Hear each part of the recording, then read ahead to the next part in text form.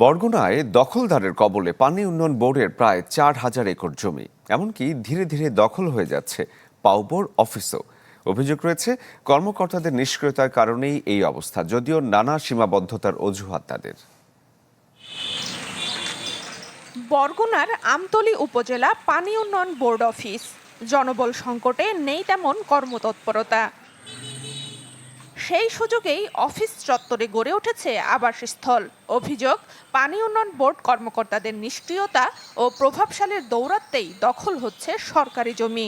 অসহায় ব্যক্তি যারা ঘর আছে তাদের ঘর ভেঙে ফেলে, আর যারা প্রভাবশালী বা টাকা আছে তাদের ঘরগুলো রাইখে দেয়। রাজনৈতিক দল আছে, নেতা আছে, এমনকি পানি উন্নয়ন বোর্ডের সংশ্লিষ্ট কর্মকর্তা আছে, তাদের সমন্বয়ে আসলে এই অনিয়ম এবং দখলগুলো হয়। 1960 সাল থেকে এই জেলায় 10,718 একর জমি অধিগ্রহণ করেছে পানি উন্নয়ন বোর্ড, যার 1/3 এখন অন্যের দখলে। বসতবাড়ি, ব্যবসা প্রতিষ্ঠান থেকে শুরু করে নির্মাণ করা হচ্ছে বহুতল ভবনও।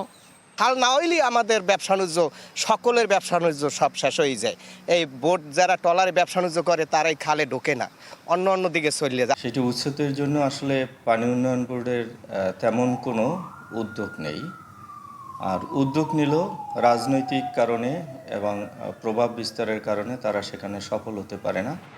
মোজো বিরাট কারবার। মোজো 1 লিটার ও 2 লিটার কিনে তুমিও জিতে নিতে পারো ফ্যামিলি কার, স্পোর্টস বাইক, টিভি, আইফোন ছাড়াও থাকছে লক্ষ লক্ষ নিশ্চিত গিফট।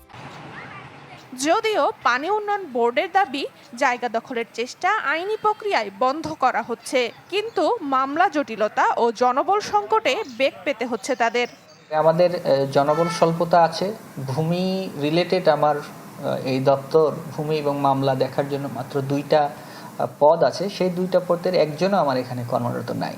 ফলে আসলে অন্য পদের যে জনবল আছে তাদেরকে দিয়ে আমাকে খুব কষ্টকরভাবেই এই সম্পদগুলোকে রক্ষা করতে হচ্ছে। পানি উন্নয়ন বোর্ডের জমি সংক্রান্ত মামলা চলমান রয়েছে 735টি, আর জেলা প্রশাসনের কাছে প্রস্তাবনা রয়েছে 67টি স্থাপনা উচ্ছেদের। Desk report, channel 24।